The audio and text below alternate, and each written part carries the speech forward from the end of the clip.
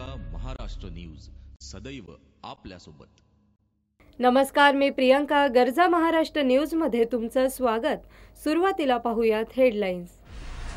वाशिम जिल्ह्यात स्वातंत्र्य दिनी शेतकऱ्यांना 2 रुपये किलो गहू व 3 रुपये किलो तांदूळ जिल्हाधिकाऱ्यांच्या हस्ते वाटप। लॉयन क्लबच्या वतीने वाशिम येथे स्वातंत्र्य दिनानिमित्त उत्सव आझादी का या कार्यक्रमाचे आयोजन। आणि भारतीयांसाठी शर्मेची गोष्ट, सांगली जिल्ह्यातील आरग गावातील महिला सरपंचाला 15 ऑगस्ट रोजी करू दिले नाही ध्वजारोहण। महाराष्ट्र न्यूज सदैव आपल्यासोबत। आता पाहूयात सविस्तर बातम्या। सततच्या नापिकीमुळे तसेच अनेक समस्यांमुळे अनेक शेतकरी त्रस्त आहेत। त्यामुळे शासनाने 14 आत्महत्याग्रस्त जिल्ह्यांना राष्ट्रीय अन्न सुरक्षा कायद्याअंतर्गत APL कार्डधारक शेतकऱ्यांना गहू 2 रुपये किलो तर तांदूळ 3 रुपये किलो वितरण करण्याचा निर्णय घेतलाय। त्या धर्तीवर वाशिम जिल्ह्यात स्वातंत्र्य दिनी शेतकऱ्यांना 2 रुपये किलो गहू व 3 रुपये किलो तांदूळ जिल्हाधिकाऱ्यांच्या हस्ते वाटप करण्यात आले। 15 ऑगस्ट 2015 पासून महाराष्ट्र शासनाने जेवढे केसरीधारक शेतकरी लाभार्थी आहेत त्यांच्यासाठी एक योजना सुरू केली आहे। या योजनामध्ये ज्या केसरीधारक शेतकरी लाभार्थ्यांचे राष्ट्रीय अन्न सुरक्षा कार्यक्रमामध्ये समावेश झाला न होता त्यांचा समावेश आता या कार्यक्रमाच्या माध्यमातून केला आहे। याच्यामध्ये सर्व शेतकरी लाभार्थ्यांना 3 किलोग्राम गेहूं आणि 2 किलोग्राम राईस जे राष्ट्रीय अन्न सुरक्षा योजना आहे त्याच दराने त्यांना देता येत आहे। सततच्या 3 वर्षाच्या नापिकीमुळे तसेच या वर्षीच्या जून महिन्यापासून पाण्याने दडी दिल्यामुळे त्याच्यामुळे पेरणी झाली नाही, त्यामुळे शेतकरी हवालदिल झाला होता। त्याच्यावर उपासमारीची पाळी आली होती, परंतु शासनाने शेतकऱ्यांना अन्न सुरक्षा योजनामध्ये समाविष्ट करून धान्य दिले, त्यामुळे सर्व शेतकऱ्यांना दिलासा मिळाला, शेतकरी आनंदी झाले। त्यामुळे महाराष्ट्र शासनाला आमच्या शेतकऱ्याच्या वतीने आभार व्यक्त करतो। वाशिम येथे स्वातंत्र्य दिनानिमित्त उत्सव आझादी का या कार्यक्रमाचे आयोजन लॉयन क्लबच्या वतीने दरवर्षीप्रमाणे करण्यात आले होते। यामध्ये जिल्ह्यातील 40 शाळांमधून हजारो विद्यार्थ्यांनी सहभाग घेतला व स्वातंत्र्य दिनाचा उत्सव साजरा केला।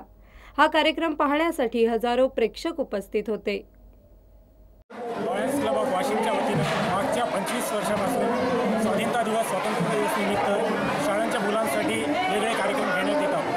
या कार्यक्रमामध्ये मागच्या 10 वर्षापासून उत्सव आझादी का म्हणजे पूर्ण वाशिम जिल्हा एकाच ठिकाणी यावं आणि सर्वांनी मिळून उत्सव आझादी का सेलिब्रेट करावं या उद्देशाने एक कार्यक्रम घेण्यात येतो। यावर्षी या कार्यक्रमात 37 शाळा आणि 1000 मुलं 1000 स्टुडंट त्याच्यात पार्टिसिपेट झालेले आहेत। 37 शाळांमधून अपंग मुलांनाही एक स्टेज मिळावं, ग्रामीण भागातल्या मुलांना एक प्लॅटफॉर्म मिळावं या उद्देशाने 4 अपंग शाळाही या प्रोजेक्टमध्ये सम्मिलित झालेल्या आहेत। अपंग शाळेच्या मुलांनी जेव्हा कार्यक्रमात भाग घेतला तेव्हा खरोखरच पूर्ण ऑडियन्समध्ये सगळ्यांच्या डोळ्यात अश्रू होते।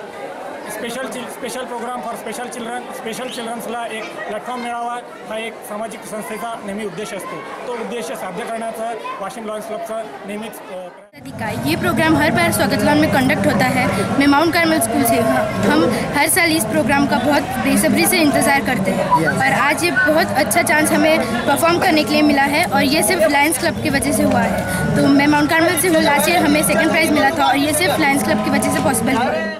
स्वातंत्र्याच्या 69 वर्षांनंतरही ग्रामीण भागातील महिला उपेक्षित आहेत।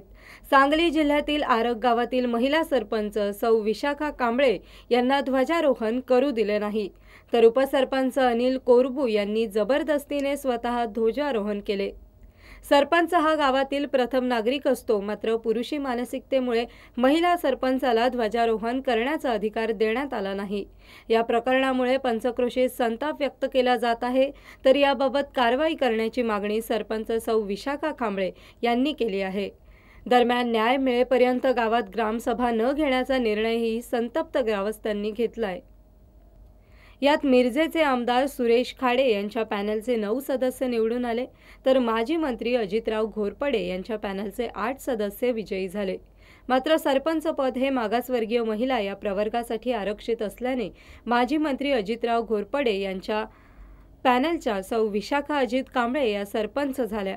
निवडणुकीतील संघर्ष हा फक्त निवडणुकीपुरता मर्यादित न राहता उपसरपंच अनिल कोरबू यांनी बेकायदेशीरपणे सरपंचाचे हक्क हिसकावून घेण्याचा प्रयत्न सुरू केला आहे।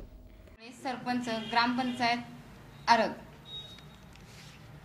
माझी निवड झाल्यापासून पहिल्यांदाच आज ध्वजारोहणाचा कार्यक्रम साजरा होत होता। त्यावेळी माझ्या हस्ते न होता कार्यक्रम डेप्युटी माननीय अनिल कोरबू यांनी ध्वजारोहण केले। हा फक्त माझाच अपमान नाही तर सर्व महिलांचा अपमान आहे, तरी याची कायदेशीर कारवाई। आज 15 ऑगस्ट स्वातंत्र्य दिन, स्वातंत्र्य दिनाचा ध्वजारोहणाचा जो कार्यक्रम असतो तो ध्वजारोहण गावातील प्रथम नागरिक सरपंच याचा प्रोटोकॉल प्रमाणे त्यांचा मान आहे। परंतु आज सकाळी 9 वाजता आरग ग्रामपंचायतीच्या वतीने जो ध्वजारोहण झाला त्या ध्वजारोहणासाठी आमच्या आरग गावातील प्रथम नागरिक सरपंच सौ विशाखा कांबळे त्या ठिकाणी उपस्थित असताना सुद्धा आपल्या गावातील उपसरपंच अनिल कोरबू यांनी त्यांचा तो जो मान आहे तो त्यांना न देता स्वतः पुढे होऊन त्यांना कोणतीही कल्पना न देता ध्वजारोहण केले। आणि जो पुरुषी अहंकार आहे, महिलांचा जो अधिकार आहे, शासनाने किंवा कायद्याने जो महिलांना अधिकार दिलेला आहे त्या अधिकाराचा या ठिकाणी भंग झालेला आहे। आणि या तमाम ज्या महिला वर्ग आहे त्या तमाम महिला वर्गांचा या ठिकाणी अपमान या आजच्या कार्यक्रमामुळे दिसून येतोय। तरी या महिलांना न्याय मिळण्यासाठी इथून पुढच्या काळामध्ये जो काय महिलांच्यावर अन्याय होत आहे तो अन्याय दूर होण्यासंदर्भात आम्ही विचार करत असताना साधा झेंडावंदनाचा कार्यक्रम सुद्धा महिलांना जर होऊ देत नसतील तर या अशा प्रवृत्तीच्या लोकांना कसल्याही प्रकारे दया न दाखवता शासनाचा जो काही कायदा असेल त्या कायद्याच्या मार्फत त्यांना शासन व्हावं या ठिकाणी एवढी आमची मागणी आहे। सर्व ग्रामस्थांच्या वतीने या ठिकाणी मागणी आहे। आज जी ग्रामसभा झाली या ग्रामसभामध्ये संपूर्ण गाव या आरग ग्रामपंचायतीमध्ये उपस्थित होते। हा जो सकाळचा प्रकार झाला याचा निषेध म्हणून गावाने ग्रामसभा सुद्धा घेऊ दिली नाही। तर जोपर्यंत या ज्या झालेली घटना आहे याची कायदेशीर कारवाई होत नाही तोपर्यंत इथून पुढची कोणतीही ग्रामसभा गावामध्ये घ्यायची नाही असा ठराव करून या ठिकाणी ग्रामसभा संपवण्यात आलेली आहे। जवळजवळ या ठिकाणी प्रोटोकॉल पूर्ण होऊन ग्रामसभेला 100-500-250 लोक जी गावातील होती त्या सर्वांनी या ठिकाणी असा विषय घेतला की कोणत्याही परिस्थितीत इथून पुढची ग्रामसभा झालेल्या घटनेचा निषेध आणि न्याय मिळत नाही तोपर्यंत इथून पुढची कोणतीही ग्रामसभा होऊ देणार नाही असं गावाने या ठिकाणी निर्णय घेतलेला आहे। तरी